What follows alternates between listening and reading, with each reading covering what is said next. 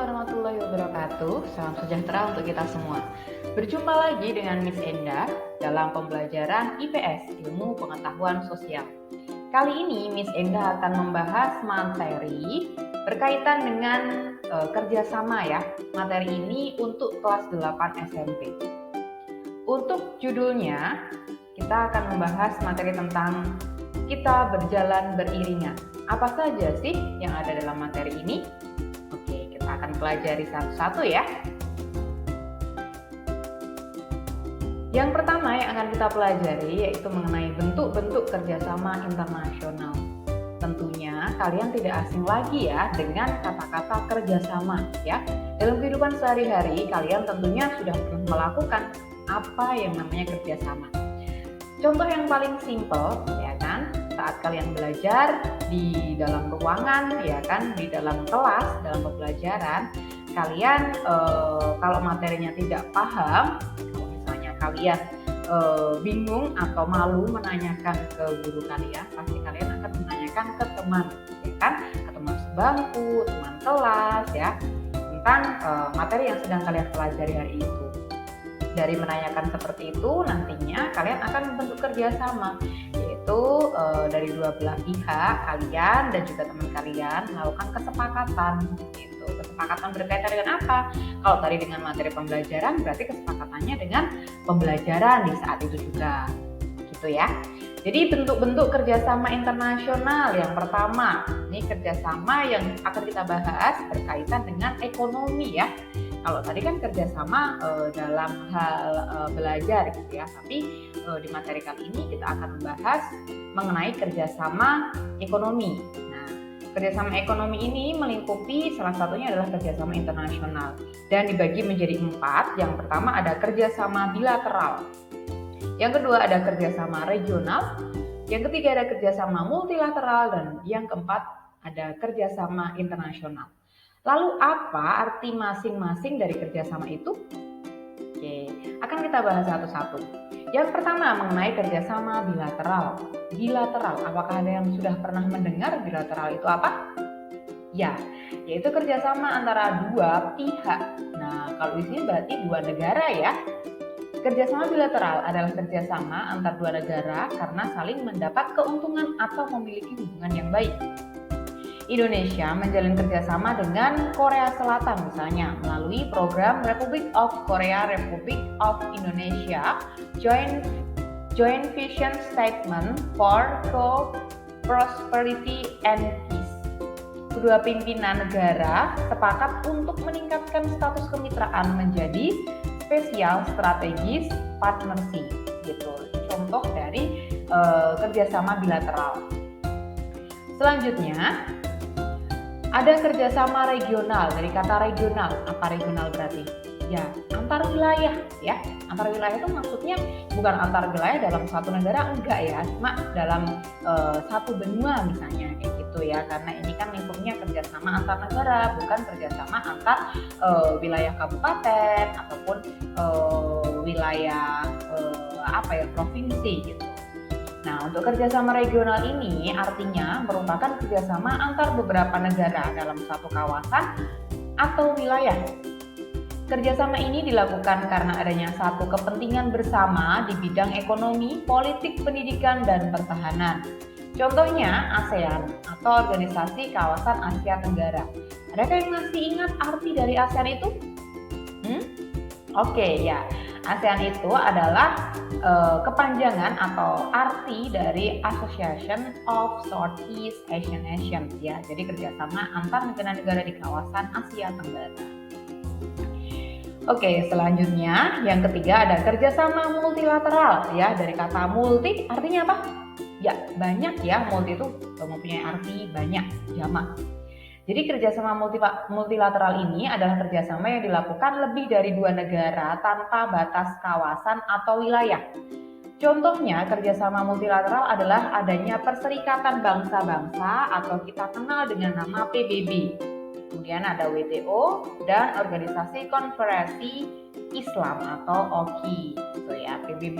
PBB itu kan naungannya organisasi yang mencakup beberapa negara di dunia ya. Dan nanti contohnya organisasinya akan kita bahas ya.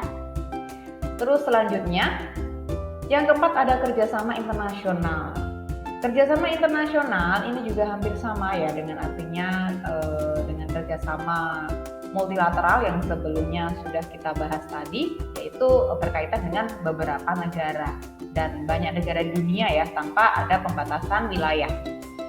Kerjasama internasional adalah kerjasama antara semua negara di seluruh dunia atau mayoritas negara di dunia dalam kepentingan skala dunia.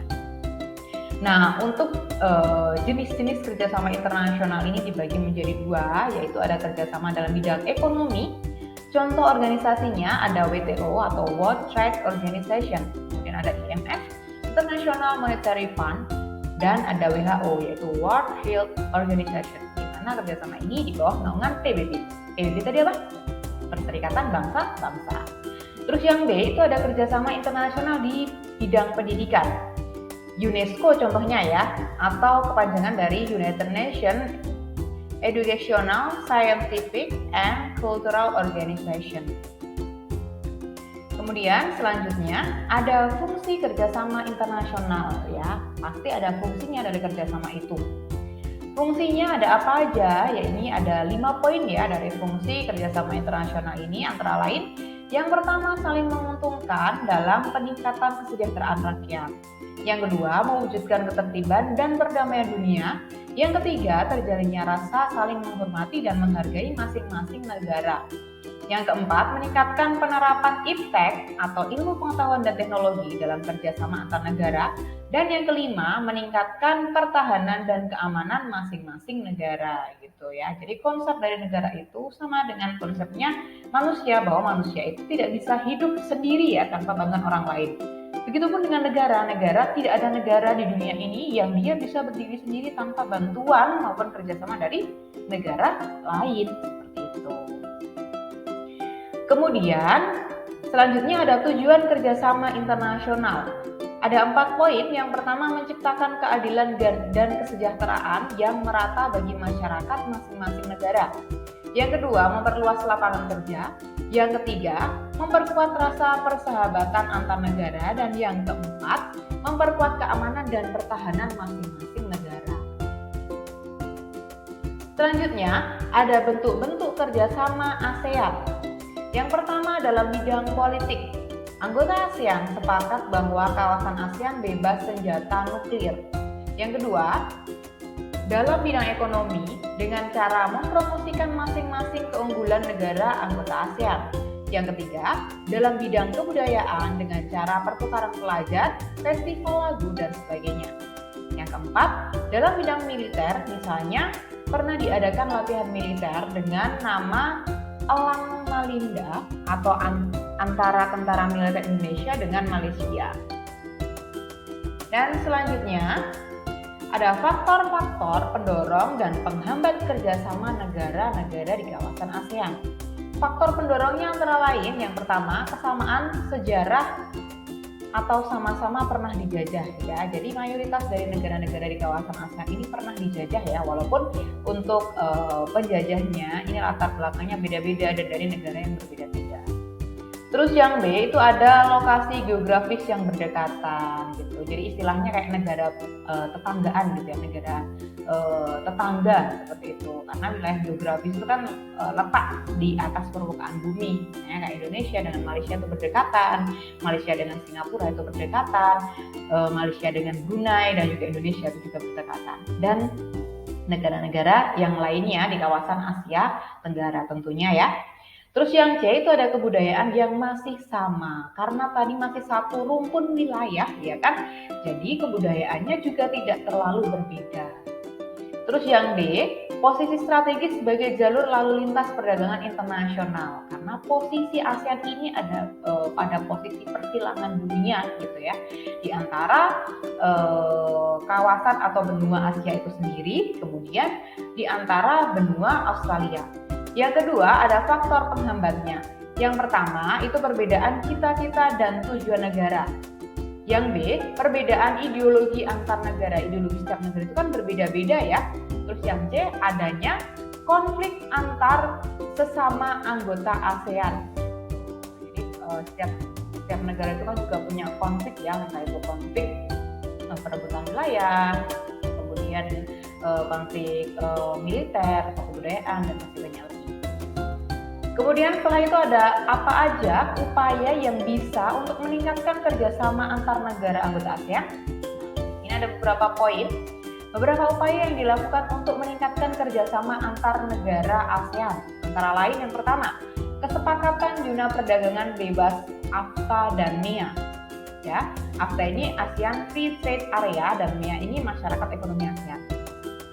Terus yang kedua, mengadakan pertukaran pelajar baik sekolah maupun universitas. Nah, ini untuk menjalin kerjasama ya, terutama dalam bidang pendidikan, nantinya juga akan mengarah ke bidang kebudayaan, kemudian bidang ekonomi juga.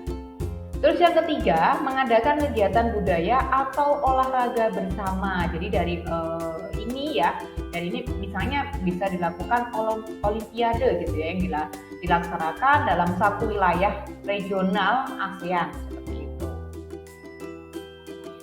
Baik, demikian materi yang sudah kita bahas sama-sama ya mengenai kerjasama yang ada di kawasan ASEAN. Semoga dari materi yang sudah Miss Endah jelaskan bisa dipahami dengan baik ya. Sampai di sini dan sampai bertemu pada pembelajaran selanjutnya. Sekian, terima kasih dan sampai jumpa. Dah.